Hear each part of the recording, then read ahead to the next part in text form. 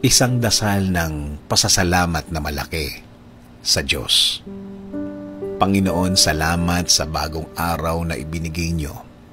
Alam po namin na may bago kang ipapakita sa amin na mga blessings mo, Panginoon. Salamat po sa mga nare-receive po namin na mga pagpapala. Salamat po sa good health na aming nararanasan.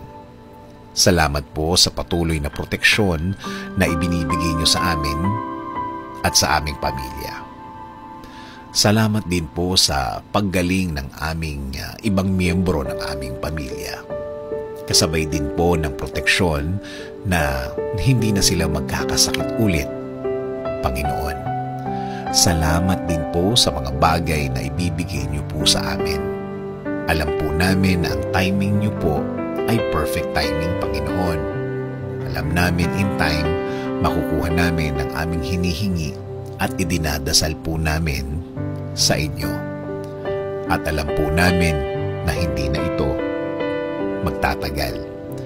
Naniniwala rin kami na ang lahat ng pagsubok na nararanasan namin ay bahagi ng pagtuturo sa amin, na may mga leksyon kaming matututunan along the way, at kami ay mas magiging mabuting mga tao, mas mabuting mga magulang, mas mabuting anak, at mas mabuting Pilipino. Kaya salamat po sa paggawa mo sa aming maging malakas at maging matatag sa harap ng mga hirap sa buhay. Alam po namin na alam nyo na kailangan kami ng aming mga pamilya. Sa mga biyayang ito, nagbabago din po ang tingin namin sa buhay. Kahit ang iba'y ang tingin sa araw-araw nila ay mahirap, ang sa amin po ay kakayanin namin. Inaamin po namin, Panginoon, na hindi namin ito kakayanin nang mag-isa kami. Kailangan po namin ang inyong presensya sa buhay namin. Itinataas po namin ang araw na ito.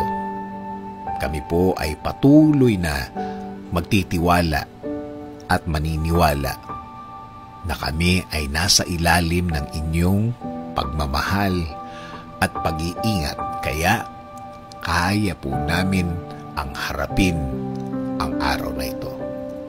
Salamat po ulit, Panginoon, sa pangalan ni Jesus. Amen.